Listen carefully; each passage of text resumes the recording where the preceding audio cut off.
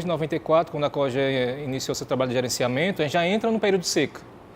Tanto que em 94, a primeira ação da COGE, nós entramos na COGE em 1º de julho de 94, a primeira ação nossa foi fazer um grande seminário no Jaguaribe. Na época o Oroz e o Banabuí atendiam, né, todo o Vale e o Canal Trabalhador também, inclusive. E eles iam chegar ao final do ano em torno de 10%, ou seja, era uma situação muito crítica. Então a gente iniciou um trabalho de abordagem em relação a esse cenário crítico, que inclusive até serviu de elementos e fundamentou o desenvolvimento da metodologia de alocação de água, que na época nem chamava alocação de água, chamava-se planejamento da operação do reservatório, né? E ao longo dos anos foi evoluindo a nomenclatura para alocação negociada de água. Então essa percepção da seca, desde o início da COGE, a gente tem essa vivência.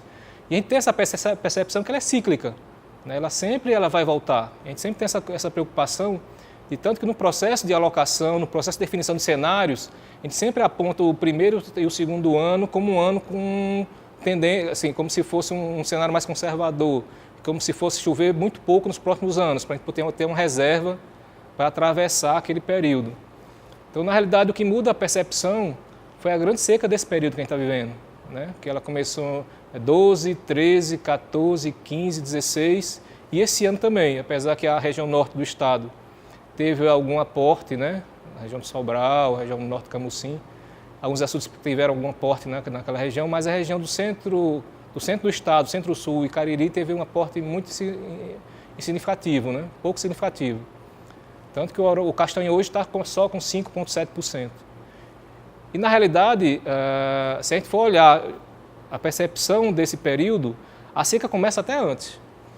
A seca começa em 10. Né? E ela é pouco percebida porque ela ficou entre 2 anos chuvosos. 2009 foi muito chuvoso, mas em 2010 tivemos uma seca hidrológica. Não tivemos aporte significativo em quase nenhum reservatório no estado. Em 11 voltou a chover, teve uma recuperação, e 12 começa o ciclo. Esse ciclo que se fala aí de uma seca, a maior seca dos últimos 100 anos, ou mais de 100 anos. Então esse 2010 ele fica meio que protegido entre 2 anos chuvosos e não tem essa percepção. Mas ele impactou. Porque se a gente não tivesse tido esse período de seca em 10, talvez a gente tivesse partido 12 numa situação do patamar um pouco mais elevado de acumulação de água, né? Mas de qualquer forma impactou nisso. Então a minha percepção da seca ela muda nesse contexto de uma seca tão severa que a gente nunca tinha vivenciado. Ela só começa a ser percebida a partir de 12. Né? A primeira região que começou a sentir essa dificuldade foi o Vale do Curu. Já começou-se redução de vazão de reservatórios, das vazões liberadas nos reservatórios naquela região a partir de 12, 13. 14 já teve colapso praticamente. Enquanto isso o Castanhão foi crescimento de área. O Castanhão, como ele estava com um aporte, tem um volume, né, mais significativo, ele trabalhou 12, 13, 14, sem restrição nenhuma. E é isso que talvez se a gente tivesse voltado atrás, teria tomado medidas mais rígidas ou mais contundentes do ponto de vista de já prever uma evolução daquele quadro de seca. Então 12, 13, 14, apesar de ter sido seca aqui, a região do Castanhão foi ampliação de áreas, não houve restrição nenhuma. Já em outras regiões houveram, como no Curu, 14 já não teve irrigação nenhuma, 15 não teve irrigação nenhuma, 16 também não. E no Vale do Acaraú eu só estou destacando os 3 principais vales, né? Jaguaribe, Curu e Acaraú. E no Acaraú ainda em 15 ainda teve uma certa perenização, mas 16 entrou em colapso também. A seca ela foi diferenciada por região. Isso é do ponto de vista da irrigação, setor produtivo, né? No ano normal, nós, dos 153 reservatórios que nós gerenciamos, chegamos a perenizar água em torno de 2.600 km de rio. Isso em vazões diferentes, né? Obviamente isso é do ponto de vista de comprimento. Você vai ter rios com vazões de 15 metros por segundo, como o do Castanhão, rio com 350 litros por segundo, mas do ponto de vista de perenização, de trechos perenizados, são 2.600. Ano passado, em 2016, a gente chegou nem a 500 km perenizado. Isso impacta no abastecimento humano, impacta na destinação animal, impacta na produção. Isso é um impacto que não dá nem para mensurar, né? Porque ela foi no estado todo. Né? A gente sabe que se agravou mais na parte central do estado, mas essa seca ela impactou em todas as regiões. Tanto até na Serra da Ibiapaba, um açude que a gente gerencia desde 94, que é o açude de Jaburu, lá na Serra da Ibiapaba, Tianguá. Se a gente olhar a curva dele de esvaziamento e enchimento no período até 12, a gente vê que ele nunca passou de 50%. Em ano passado ele chegou a 20% apenas. Quer dizer, correndo risco até de abastecimento das sedes municipais ali da Serra todinha, né? E aí, do ponto de vista também das sedes municipais, é outro impacto grande, né, significativo, você ter sedes municipais sem condição de abastecer. Uma coisa é você abastecer com poço e carro-pipa uma cidade de 5 mil habitantes, 10 mil habitantes. Outra coisa é você pegar um município com 50, 100, 70, 80, 100 mil habitantes, para você imaginar que vai conseguir atender essa demanda por carro-pipa. É impossível, porque está associado ao abastecimento humano, os serviços, né, a vida da cidade, hospitais, prédios públicos, vários equipamentos que teriam que ter água para poder funcionar. Imaginar que a gente conseguiria atender isso por carro-pipa seria difícil. E aí foi que lançou-se mão, a partir de 2014, das AMRs, são adutoras de montagem rápida, que realmente foi uma alternativa importante para garantir o abastecimento das sedes municipais de vários municípios no estado. O abastecimento humano, são várias dimensões, né? Você tem a população difusa, que aí você vai abastecer a partir de carro-pipa mesmo, não tem muita alternativa, que é onde choveu alguma coisa que conseguiu captar água em cisterna, né? Mas o inverno foi tão severo que em muitos locais não tinha cisterna nem captou água, né? Aí enchia cisternas com carro-pipa. Aí você vai ter os grandes distritos, que aí você vai ter a alternativa de fazer poços, mas no caso da COGÉ, nessa distribuição de tarefas, né, que uma coisa importante nessa gestão de seca desse período foi esse trabalho mais articulado entre as instituições, né? Foi criado um comitê de gestão da seca e dentro desse comitê foi criado um grupo de segurança hídrica que se reúne semanalmente, né? A princípio era aqui na COGÉ, depois esse grupo começou a se reunir na Secretaria de Recursos Hídricos, depois esse grupo começou a se reunir lá com o chefe de gabinete do governo do estado, lá no Palácio da Abolição. E a ideia é toda semana avaliar o nível crítico do abastecimento das sedes municipais e principais distritos. Então a COGÉ ficou focada nessa questão do atendimento das sedes municipais principalmente. Inclusive tomando medidas até por exemplo, de locação de poços, que não é uma expertise da COGÉ, né? A COGÉ ela surge e evolui na perspectiva de ser uma empresa de gerenciamento de água, de gestão de recursos hídricos, teve que lançar mão de várias ações que não era a sua atribuição, como, por exemplo, a construção de adutoras de montagem rápida. Talvez não seria o papel da COGÉ fazer isso, mas ela teve que ir em campo para começar a fazer diante do quadro de crise. Locação de poços, são estudos geofísicos, a gente vai a campo para identificar a melhor localização para perfurar os poços. Talvez não seria uma atribuição da COGÉ fazer isso, mas ela teve que fazer em função da situação de crise, né? Isso gera até um passivo para a COGÉ, que não é muito adequado, de a gente estar sempre reforçando, destacando que não é papel da COGÉ fazer obra. Isso é uma coisa que a gente sempre afirma desde o início do trabalho da gente da COGÉ, porque ela tem que se especializar, ela tem que desenvolver seu trabalho, sua expertise na área de gestão de água. Se você começa a querer construir, fazer obra, perde o foco do processo de gestão. Então houve essa necessidade, mas hoje a gestão atual percebe muito bem isso, muito claramente, que foi uma emergência, foi uma situação pontual e que o nosso papel realmente é a gestão de água. E aí, nesse caso, das sedes municipais, é trabalhar identificando com esse grupo de segurança hídrica que faz parte da COGÉ, a FUNSEMI, a SOHIDRA, a CAGES, a Defesa Civil participa, apontando, né, qual é o cenário de colapso do município e quais ações seriam possíveis de atendimento para evitar esse colapso. E aí a gente vai lançando mão de várias coisas, né? Tipo, no processo da alocação do reservatório, deixar de atender água para irrigação e garantir a cidade para abastecimento das sedes municipais. Identificação de novos mananciais, algum açude próximo, perenizar a água de um açude para colocar em outro para atender aquela cidade, né? Como aconteceu, por exemplo, em Crateús, em 2014. Nós tivemos que liberar água do Flor do Campo para o Carnaubal para atender a cidade. E aí é um nível de conflito muito grande, porque você está, de certa forma, está na mesma bacia, mas você está transportando água de uma população para outra. Mesmo justificando que é uma sede municipal, do impacto disso, socioeconômico, mas você tem reações negativas quanto a isso. É aquela ideia de estar levando minha água para atender outros usuários. E aí foi um conflito muito grande que foi resolvido. A gente liberou a água do Flor do Campo, teve que retificar o rio, escavar uma vala no rio para poder a água correr mais rápido, para otimizar essa água para atender Crateús. Que aí depois a situação se agravou, continuou se agravando. Em 2015 a única saída foi fazer uma adutora de montagem rápida do Açude Araras até o município de Crateús, percorrendo as 152 quilômetros, se eu não me engano. E aí outras questões de sede municipais que a gente tentamos iniciar, mas é difícil, mas é um trabalho que a gente vem fazendo até junto aos comitês de bacia, junto com o nosso pessoal de mobilização social, né, da gestão participativa, que é incentivar os municípios também a fazer trabalhos de sensibilização dos consumidores da água, né? Porque nosso trabalho da COGE é trabalhar com água bruta, a água que chega do manancial para ser tratada e distribuída pela empresa de saneamento. Mas em muitos casos a gente agiu também incentivando e apoiando alguns trabalhos de campanhas de sensibilização dos usuários, né, da situação de gravidade, para usar água de forma racional, de economizar água, essas coisas assim. As ações, a gente de certa forma já vinha relatando, né, ao longo que eu vinha falando, que seria a otimização dessa água, né, dos mananciais, priorizado para abastecimento humano, que é o que preconiza a nossa legislação, né, abastecimento urbano que a gente fala, né, porque quando a gente fala abastecimento humano, a gente imagina só uma pessoa que usa 100 litros dia de água na sua casa. Não é só isso. Quando você bota água na cidade, no perímetro urbano, como Crateús, Quixeramobim, a gente chama de abastecimento urbano, porque está associado aí, lá vai ter hospitais, vai ter hotel, vai ter padaria, vai ter salão de beleza, vai ter vários serviços associados dentro do processo de atendimento daquela comunidade. Não é água só para beber e tomar banho e lavar roupa, né? Então, a cidade, ela requer esse conceito de água urbana, né?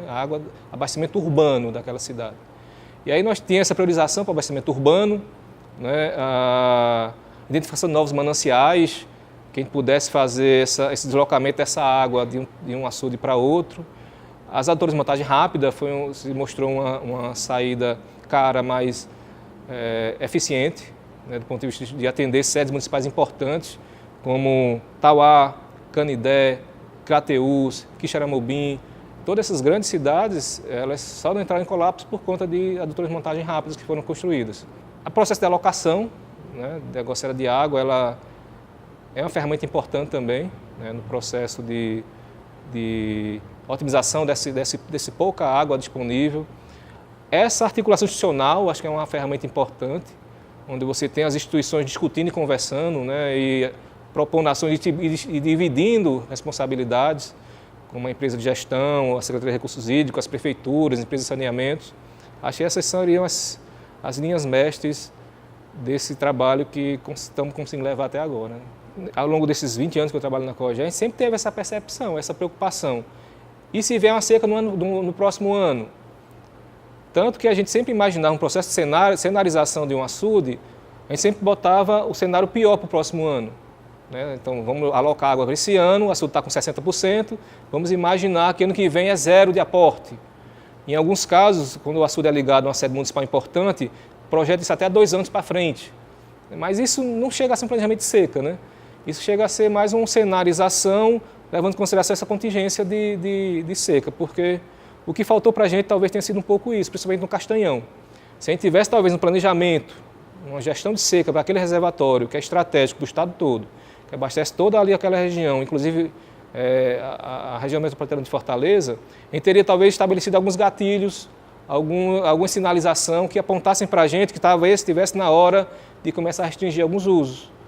Como eu falei no início, o açude, a gente estava em seca em 12, 13, 14 e o Castanhão liberando água, né, crescente e a demanda aumentando e a exploração de irrigação aumentando na região. E a gente não poderia ter caído nesse erro. E se a gente tivesse um plano de gestão de seca, talvez apontasse para a gente esses cenários, esses pontos de alerta, né, esses mecanismos que a gente fosse acionando à medida que ele chegasse em cada percentual de acumulação. Tivemos alguns problemas de infraestrutura, por exemplo, o eixão das águas. É um eixo de transferência que vem do açude Castanhão, são 250 quilômetros, né? E ele foi dimensionado para 22 metros cúbicos por segundo, só que os sifões, né, que é uma estrutura que passa água atravessando rios e estradas, ele foi dimensionado só para metade. Isso fez com que a água que a gente precisasse trazer para Fortaleza, além de vir pelo eixão, a gente tinha que liberar no rio, percorrer 160 quilômetros e bombear lá em Itaiçaba para cá. Quando se a gente tivesse um recurso, ou se tivesse sido feito a segunda fase do eixão, que é exatamente a duplicação desses sifões, a gente poderia ter abastecido Fortaleza só pelo eixão das águas e não precisaria ter perenizado todo esse trecho até Itaiçaba, né? Numa condição de a gente teria que deixar a água sobrando na barragem para bombear para Fortaleza. Teria otimizado melhor essa questão do uso da água, até porque na oportunidade, como era o trecho que estava perenizado, houve muita expansão do uso dessa água, né? Principalmente da carcinicultura. A região ali de Jaguaruana, houve uma expansão descontrolada da carcinicultura e houve um consumo, né, crescente. E aí, para a gente fazer isso em 2016, chegou no ápice. A gente tinha pouca água no Castanhão, tínhamos que fazer chegar em Itaiçaba, porque o Eixão não conseguia trazer toda a água que Fortaleza precisava. E aí teve que fazer uma operação que a gente chamou de operação em ondas. Né? Teria que não trabalhou mais com aquela vazão contínua. Tinha que trabalhar o Castanhão chegando a 3 metros, pulando para 18, pulando para 20, fazendo ondas, para que essa água pudesse atravessar essas demandas, né, que a gente já tinha identificado e pudesse bombear em Itaiçaba. Mesmo assim, houve muita dificuldade para conseguir fazer essa operação e a gente bombeou naquele ano bem menos que a gente imaginava bombear por Itaiçaba. E aí o que aconteceu? Com essa diminuição desse volume que a gente trouxe de Itaiçaba, a gente teve que usar mais a reserva local. São açudes que estão próximos aqui de Fortaleza, do sistema Pacuti, Riachão, Gavião e o Pacajus, que aí você tem que, quando não chega a água para repor esse equilíbrio entre evaporação, consumo e cotas operacionais, aí você tem que começar a consumir essa água.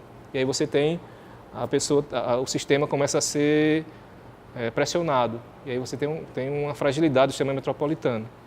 A gente teve que recorrer ao governo federal várias vezes, várias adutoras, porque as AMRs foram construídas em várias fases, fase 1, 2, 3 e 4. A fase 1 foram pequenas AMRs construídas com recurso próprio da COGÉ, que gerou um impacto negativo muito forte nas contas da empresa, porque o recurso que a COGÉ arrecada com a cobrança, ela não tem volume suficiente para investir em obras. O recurso que a gente arrecada é basicamente para gestão, operação e manutenção. Depois, na segunda fase das AMRs, a gente conseguiu recurso do Ministério da Defesa Civil, né? Foram algumas adutoras, aí foi importante. Depois tivemos outro aporte do Ministério da Integração, que foi as adutoras de maior porte, como o Crateus, né? Foi construído com recurso da integração. Então, o recurso é um limitante grande, né? Até porque a gente pega um período seco, numa crise fiscal e econômica grave do país, do Estado, internacional. Então, a gente confluiu um cenário muito complicado, né? Uma seca prolongada e uma situação fiscal e crise financeira em todas as dimensões, estadual, federal, internacional.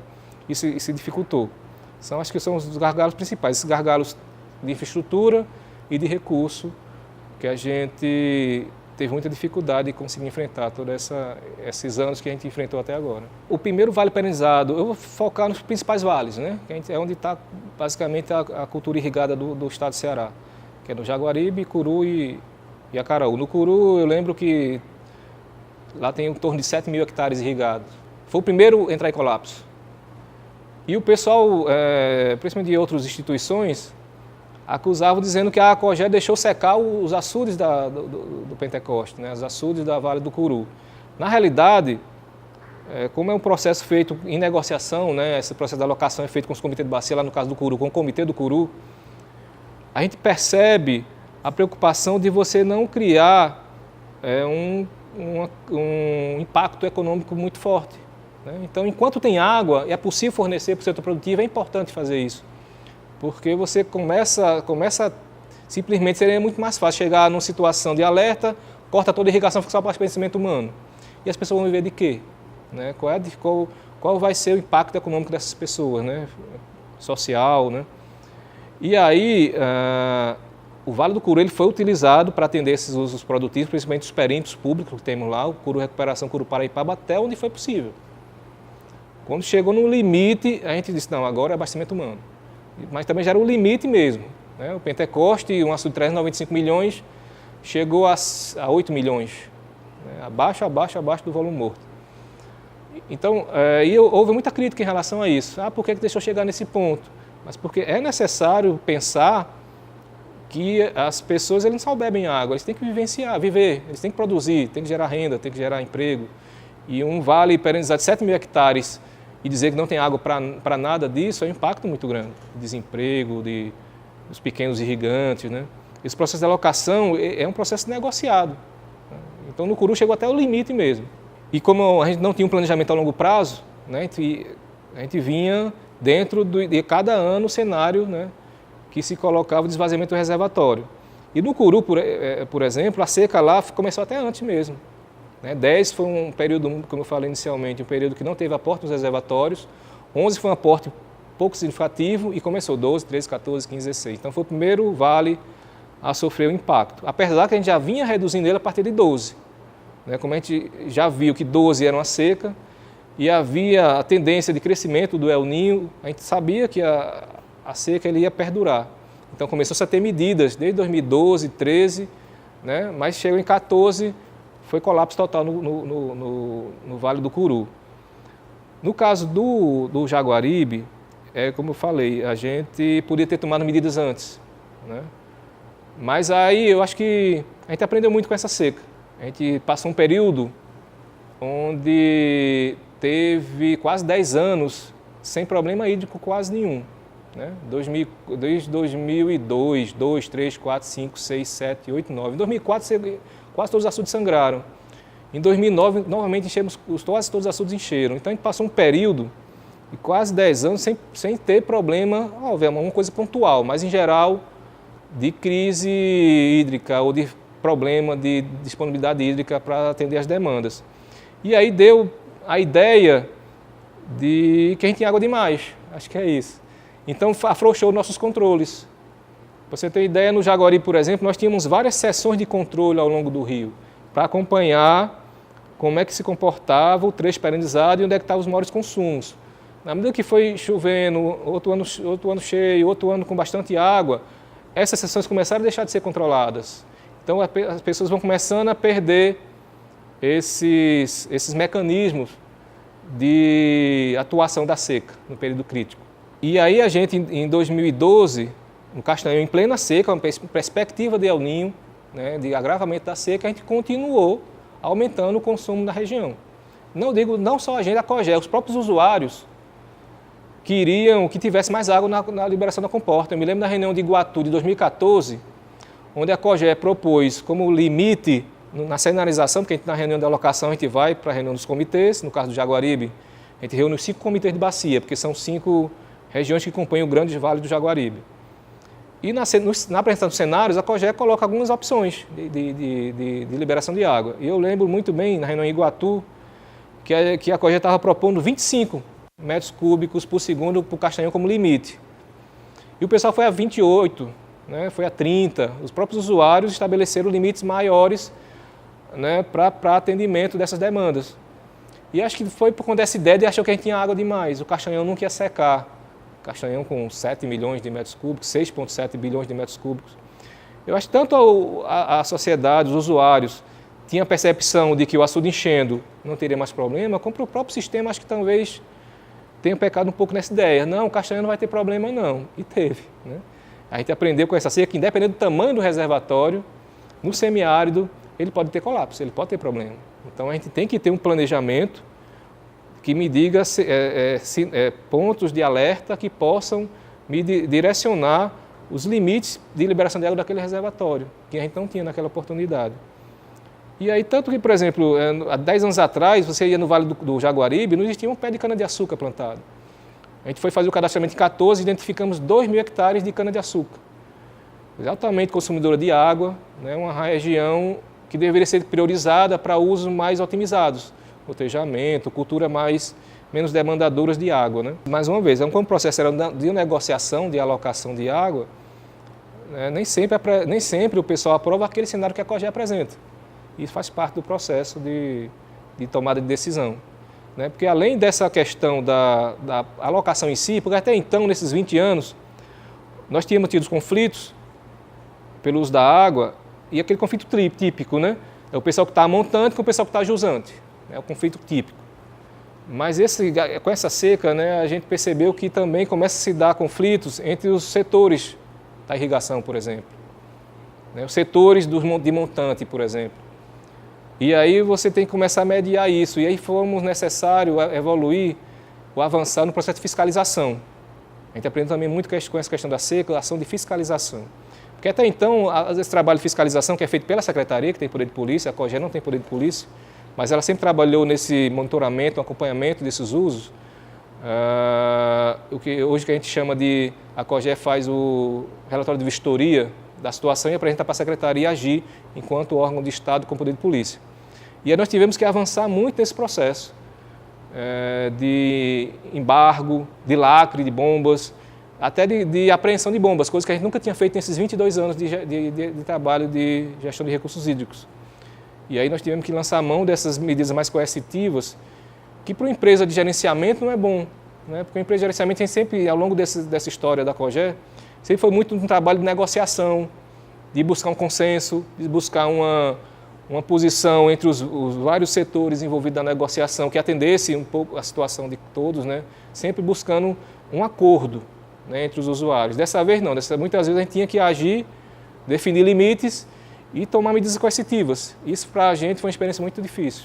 Em outras experiências de crise hídrica, a gente sempre, de forma até empírica, trabalhávamos priorizando alguns usos, né? Obviamente, abastecimento humano, que é prioridade legal, mas alguns usos tipo culturas perenes, né? Então, a gente tinha empiricamente essa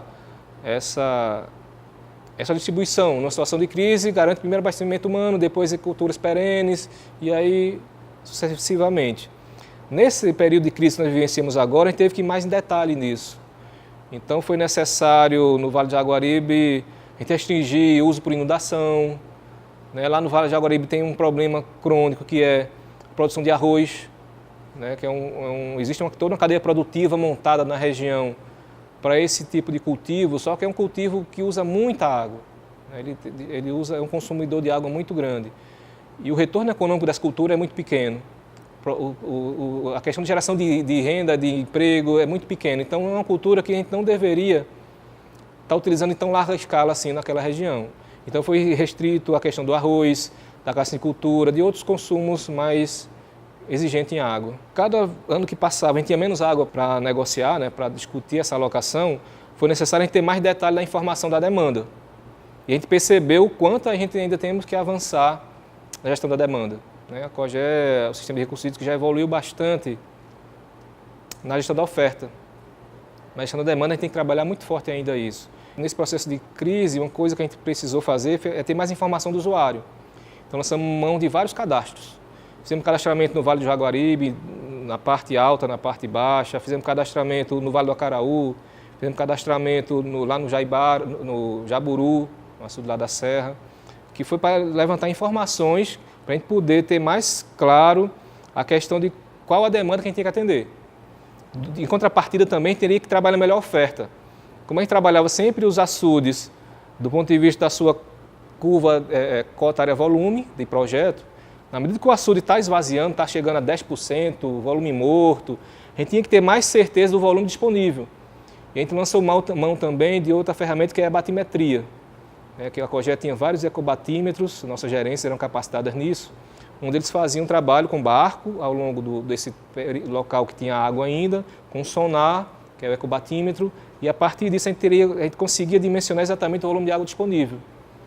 E por surpresa não muito agradável nossa, muito desses reservatórios, que a gente imaginava que tinha um volume maior, quando a gente fazia a batimetria, estava um volume bem menor. E aí, por vários motivos, pode ter sido assoreamento, pode ter sido erro na topografia na época do projeto, por vários motivos. E aí a gente tinha que lançar a mão dessa informação, que foi importante também, para a gente saber exatamente a água disponível que nós tínhamos naquela oportunidade. E eu trabalho nessa parte de informação também, a FUNSEMI, né, que é uma instituição que voltou para o sistema de recursos hídricos em 2015, que ela estava no setor de ciência e tecnologia, em 2015 com essa nova gestão, ela volta para o sistema de recursos hídricos, foi uma mudança importante. Porque a FUNSEMI ela traz elementos importantes tecnológicos para fundamentar melhor essa questão da alocação. Então ela começa a trazer para essa discussão o componente climático, previsão climática, previsão de afluência do aporte, e a gente tem mais elementos para discutir essa cenarização para a alocação de água. Porque foi um processo longo e foi se agravando. Então aquela alocação tradicional que a gente vinha fazendo, até 12, 13, 14, começou a se agravar. Então chegou ano passado, por exemplo, 70% da água que Fortaleza utilizou ano passado, a região metropolitana de Fortaleza utilizou ano passado, veio do Castanhão. Nunca tinha se visto um aporte tão grande de água de fora para abastecer a RMF. tendo em vista que o aporte aqui dos açudes locais, são aqueles açudes aqui próximos, o sistema Pacuti, Riachão, Gavião, Pacajus, teve um aporte significante. Então já começou a se agravar por aí, porque as pessoas começaram a pensar, está indo muita água para a RMF. Então começou a se polarizar uma questão que seria os comitês ou a população de Jaguaribe versus a população da região metropolitana de Fortaleza. Criou-se essa polarização muito forte e foi só se agravando. 14, 15, 16 foi se agravando isso. Por quê? Porque começou-se a ter necessidade de restringir o uso na região de Jaguaribe. Em ano passado, 2016, pela primeira vez na história, nesses 22 anos que eu estou na COGÉ, a gente nunca tinha deixado de perenizar o Rio Jaguaribe. E desse ano passado aconteceu isso. Nós, do Castanhal até Itaiçaba, são 160 km de perenização. Nós atendemos só 100. Então deixamos 60 quilômetros de trecho que não foi perenizado. E aí tinha manga, tinha coqueiro, tinha abastecimento de distritos, tivemos que fazer poços, várias sedes municipais como Jaguaruana, Itaiçaba, Aracati, Russas, tiveram que ser atendidos por poços, por adutoras. E aí você começa a acirrar o conflito, porque aí você vê uma comunidade, uma sociedade vendo só faltando água para elas e levando água para Fortaleza. Então esse conflito começa a se acirrar cada vez mais. Então nós deixamos de perenizar 60 quilômetros do Rio Jaguaribe para mandar água aqui para Fortaleza. Em contrapartida, o pessoal do Jaguaribe sempre reclamou muito que Fortaleza não deu a contribuição que ela deveria ter dado, que é de um uso mais racional, de uma campanha mais forte de uso racional de água aqui em Fortaleza, até para o próprio usuário que abre a torneira aqui num condomínio desse, entender que essa água que está vindo ali não veio de uma caixa d'água, veio lá do Castanhão. Percorreu 255 quilômetros, todo o percurso que sendo ser gerenciado, deixou de atender vários usos que historicamente vinham sendo atendidos na região de Jaguaribe para vir água para cá. E muitas vezes, por uma campanha ainda que foi pouco enfática, né, do governo do estado, muita gente da sociedade de Fortaleza até hoje talvez nem saiba que vinha bebendo água do Castanhão, que 70% dessa água vinha de lá e que lá muita gente deixou de beber essa água para poder vir para cá. E aí o pessoal reclamava que era para atendimento de indústria, de piscinas, de grama, né, de turismo, mas o grande foco que eles abordavam muito, os usuários de Jaguaribe, era a questão de vir água para a indústria. Isso mais do ponto de vista de discurso, porque sempre que a gente apresentava os cenários, ao longo de todos esses anos, a gente sempre foi muito claro com essas informações, que o consumo industrial desse trecho da região metropolitana de Fortaleza não chegava a 10% desse consumo. Então, se a gente estava mandando 10 metros cúbicos para cá, apenas 10% disso seria para as indústrias, que seria o Distrito Industrial de Maracanaú, o CIP, né, aqui no PECEM, né, e as termoelétricas, que foi outro também foco de conflito. Como é que eu deixo de irrigar o Vale de Jaguaribe e mando água para atender uma termoelétrica? Então, vários argumentos foram lançados, vários acirramentos foram tomados, e a COGÉ tentando fazer várias mediações e apresentar as informações. E, obviamente, numa situação de conflito, as pessoas preferem negar a informação, dizer que essa informação está errada, você não está me dando a informação certa. Por mais que ela vinha se mantendo coerente ao longo de todos esses anos, né, mostrando que realmente o consumo veio de Fortaleza diminuiu, né, caiu 20%, em torno de 20%, de 12% para 8%. O consumo industrial aí proporcionalmente subiu um pouco, né, de 10% para 12%, mas as informações já vinham sendo fornecidas para o usuário. Então, na medida que esse discurso vai sendo colocado, as informações são coerentes e são repetitivas, começa a esvaziar um pouco, mas ainda ressoa, ainda repercute. Né? Está mandando água para a termoelétrica, estão mandando água para as piscinas de Fortaleza, né? Não está tendo racionamento nenhum, não está tendo controle nenhum dessa água. É para arrecadar recursos no sistema industrial, várias. Então o conflito foi muito difícil, foi muito acirrado. Isso foi uma fase da parte do Castanhão. Quando foi ano passado, em 2016, tivemos outra face desse conflito, que foi trazer água do Oroz para o Castanhão, que foi outro conflito. Porque assim, antes do Castanhão, quem abastecia Fortaleza quando era necessário, mesmo pelo Canal Trabalhador, era o açude Banabu e o Oroz. Quando foi construído o Castanhão e ele encheu em 2004, o Oroz deixou de atender esse trecho. Então, desde 2004, o açude Oroz não atende o Baixo Vale nem Fortaleza. Então, ele meio que ficou preservado. E na medida que ficou preservado, ele deixou de trabalhar com vazões que chegavam a 21. Eu me lembro, em 95, 96, trabalhávamos com vazão média de 21 metros cúbicos por segundo, 19. De repente, em 2004, ele baixa para 4, para 5. E os usuários começam a achar que essa água é só deles mesmo. Não, essa água é aqui mesmo, a vazão é essa. E aí, por conta de ele estar sendo menos utilizado, ele se preservou um pouco mais, e tinha uma reserva de água. E aí, ano passado, foi necessário trazer água do Oroz para o Castanhão. E aí o conflito foi grande. Porque a comunidade de lá dizia, não, essa água não pode ir mais para Fortaleza. Mesmo a gente informando que ela desde 2004 não vinha mais. Mas as pessoas preferem acreditar, né, de que essa água estava vindo e agora não é para ir mais. Mas em 2004, 5, 6, 7, 8, 9, 10, 11, 12, 13, 14, 15, 16, quantos anos sem vir água para cá? E aí o Oroz foi chamado a contribuir com essa vazão para o Castanhão. E aí, um conflito grande, ameaçaram fechar a válvula do açude. O pessoal do Icó Lima Campos, que recebe água do Oroz, que inclusive, porque assim, existe um canal que liga o açude Oroz ao açude Lima Campos, que abastece a cidade de Icó e o perímetro irrigado de Icó Lima Campos. E esse canal, ele corta quando o açude Oroz chega em 700 milhões de metros cúbicos, que cortou em setembro de 2015, ou seja, antes de mandar água para Fortaleza. Ele não podia argumentar que secou porque foi para Fortaleza essa água, né? Mas aí, mesmo assim, nós tivemos que ter algumas ações lá na região, ter perfurar poços em Quixelô, em Oroz, porque na medida que o açude ia ser liberado uma vazão maior, esse açude ia secar um pouco mais rápido. Então tivemos que a Cogé construir uma estação de bombeamento para bombear água do Oroz por um canal até Lima Campos, né, para atender a demanda lá, abastecimento humano e um pouco das culturas perenes do perímetro.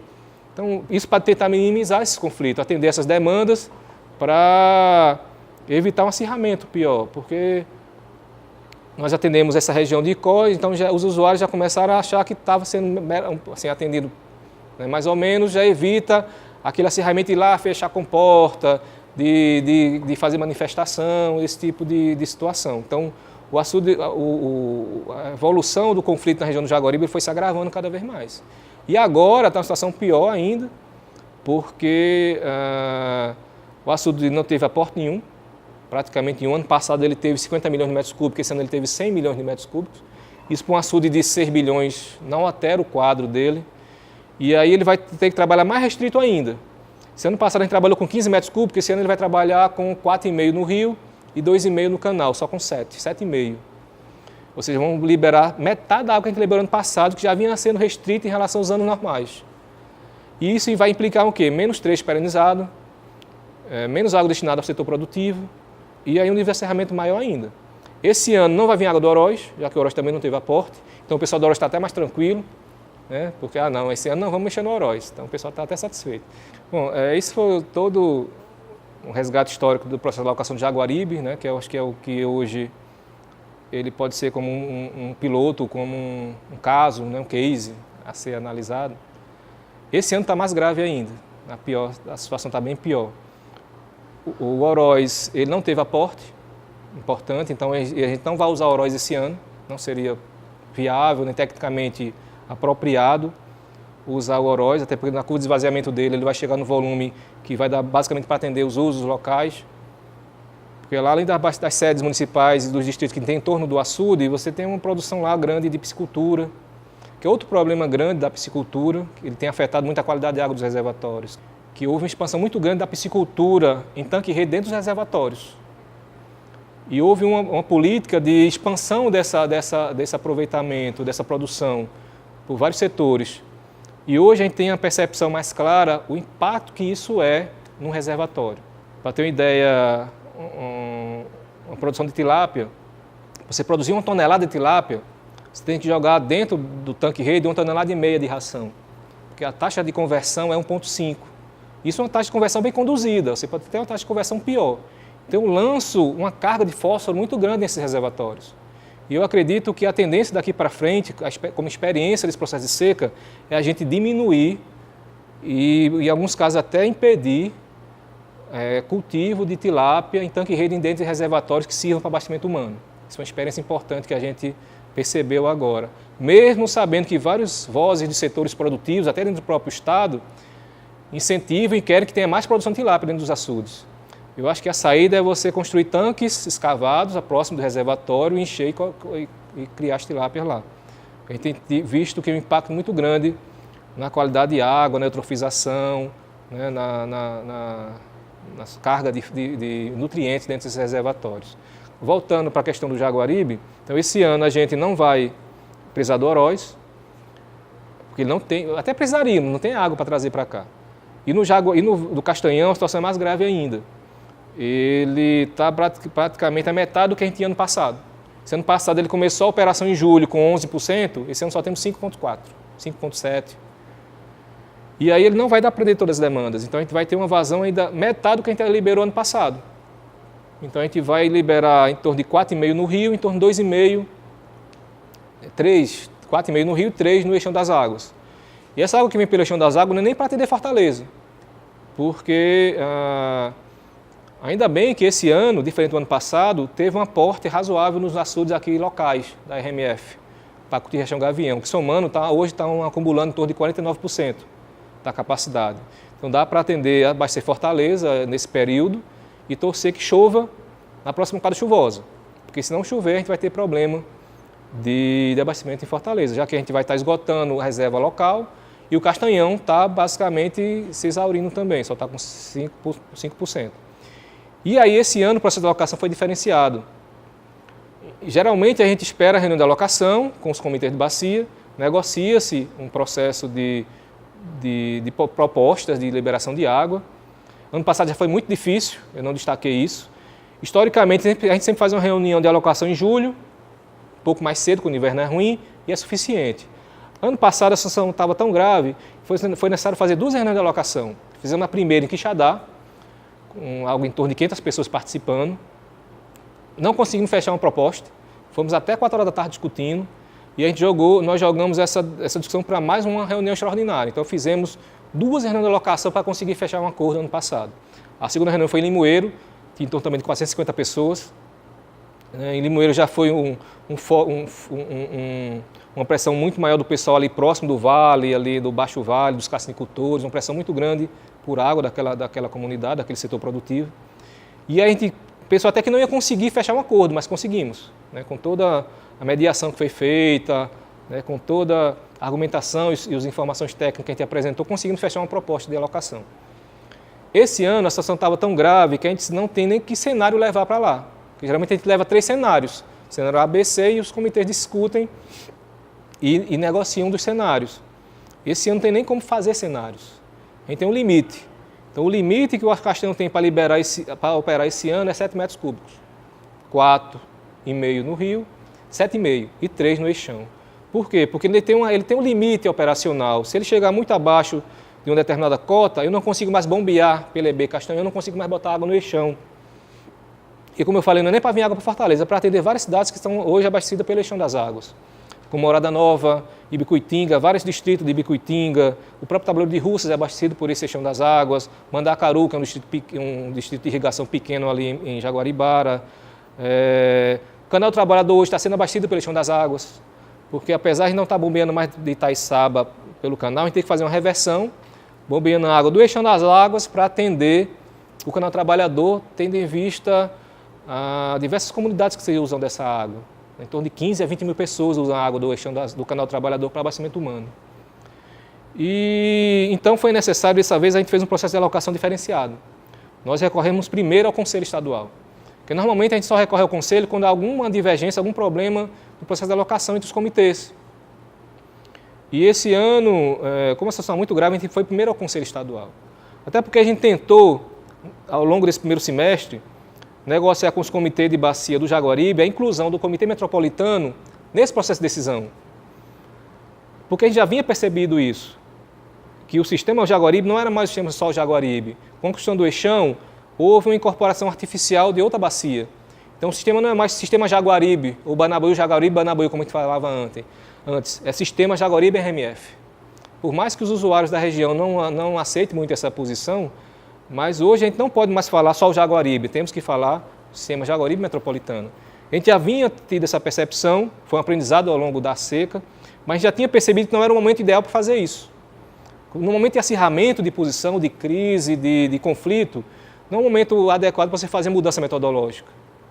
Mesmo sabendo que o Comitê Metropolitano deveria estar nesse processo decisório. E essas reuniões que ele vinha participando meramente como observador.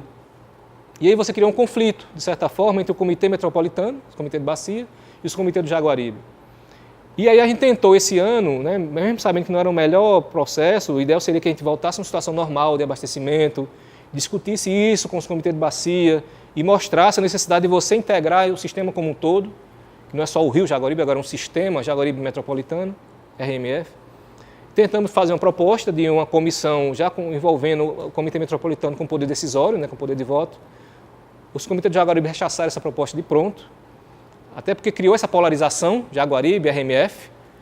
A gente já esperava essa reação, a gente tentou, né? E aí não tem, e o Comitê Metropolitano está muito ressentido quanto a isso. Eles querem participar da decisão e ainda não estão podendo fazer isso.